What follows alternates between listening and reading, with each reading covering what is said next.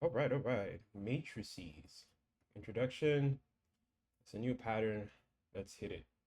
So a matrix, if you remember from math, is a group of numbers arranged in rows and columns in a rectangular pattern. In computer science, they're represented by 2D arrays with dimensions m by n, where m is the number of rows, n is the number of columns. Each element in a matrix can be assessed with accessed with array indexes. The first index represents the row, the second represents the column. For example, I matrix I dash j is an element from the ith row and the jth column of the matrix. So it's just some review. There's a column matrix, I would say, that's what it's called. And it's a 2 by 3 matrix. Okay. Uh, Typically represented by a 2D array, as you see here, right? So yeah, makes sense. And then we have transformations, operations performed that result in a new matrix. Okay, several types of transformations commonly used in math and computer science. And here's a list of some of the most fundamental transformations. We have addition and subtraction, element-wise addition and subtraction of two matrices of the same dimensions. Here, the dimensions of both matrices must be identical. Okay, so you have to be 2 by 3, right? 2 rows, 3 columns, and you add them one by one. 0 plus 1 is 1, 5 plus 1 is 6, and so on. Multiplication, it's a dot product. Oh boy, it's very important for AI. And between the rows of the first matrix and the columns of the second matrix is calculated by multiplying the corresponding elements of the row of the first matrix by the corresponding elements of the column of the second matrix and summing the results. Here, the number of columns in the first matrix must be equal to the number of rows in the second matrix. So the match must be between the row count for the first one and the column count for the second one. Okay. So row here must match the column here, and it gives you the same dimensions for the row from the first one and the column dimension from the second one. As you can see here. Oh, they even step us through it. How about that? Yeah. I think they even, okay. So there's addition and subtraction here. All right. And then the inverse of a matrix for a square matrix. That's a matrix with the same number of rows and columns. If there's another square matrix B such that A times B is equal to B times A is equal to I, where I is the identity matrix, and that's one with ones in the left diagonal and zeros everywhere else, then B is called the inverse of A, also denoted as A to the power of -1. I did a lot of this in school actually. And so this is the inverse of this because it leads to this diagonal matrix. This identity matrix, actually. That's what they call it. Then the transpose, if you followed I have this PDF of how to build GPT from scratch, right? If you followed that, and it's based on a video by Andre Carpati, you would see a lot of this stuff, honestly. This whole identity matrix thing is triangle-like patterns and matrices, transposes, right? Additions, dot products. So swapping, so it's very important if you want to build the next chat GPT, right? Swapping the rows and columns of a matrix or image editing actually.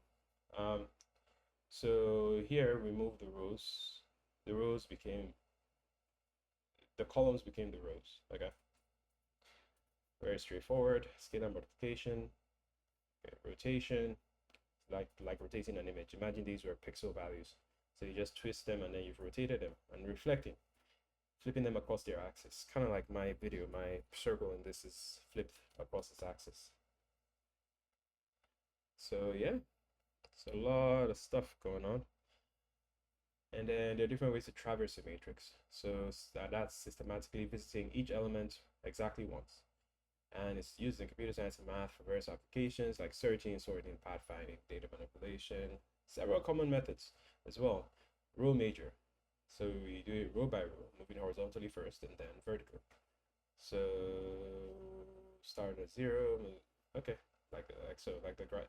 So that's row major, okay. And then column major is like this, right, from top to bottom.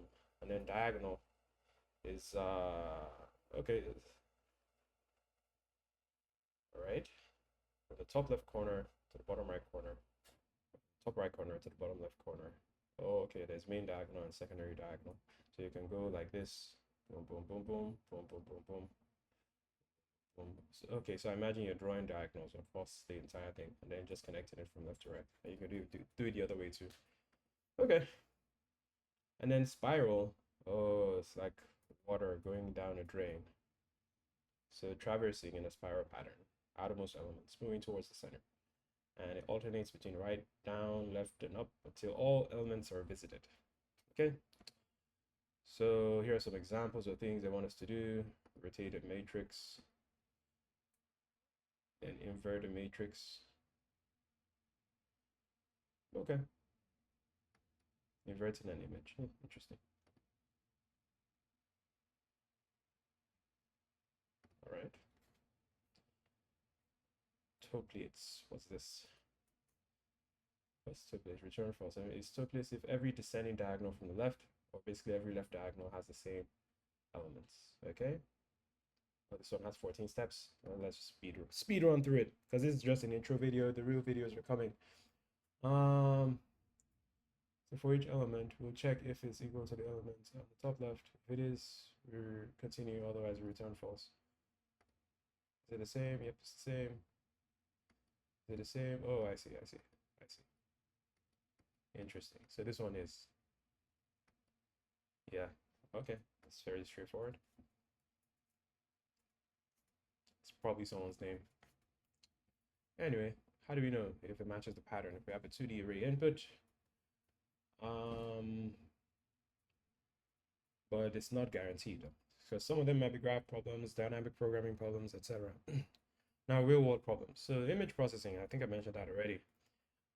They use to represent images where each pixel, including this video, right? It's like a bunch of matrices being shown to you repeatedly, several times a second. And things like scaling, rotation, translation, and affine transformations. I don't know what that is. You can look that up. Let me see. I'm not sure what that is. Are applied to manipulate images in graphics software. Then you have computer graphics and gaming, even crypto, like mining crypto. Actually, do you? No, use GPUs for that. And GPUs are good at these types of matrix operations. So you can represent transformations like translating, rotating, okay, like moving in 3D space. Every single video game uses them.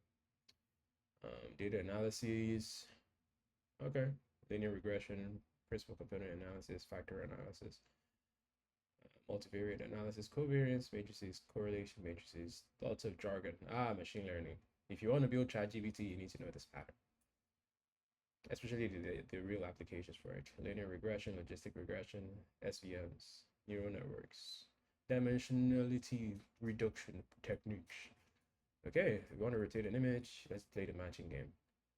Do this. One is palindromic subsequence in a given string. We've looked at this before. Basic calculator is probably a stack. And maybe this might be a graph problem. Could be wrong, but let's see. Ooh, I got everything right. Nice. And then they give their explanations that I'm not gonna spend time reading, to be honest. Well, cool story. Let's get right in. All right, it's been a nice introduction. Let's move on to the next session. Matrices.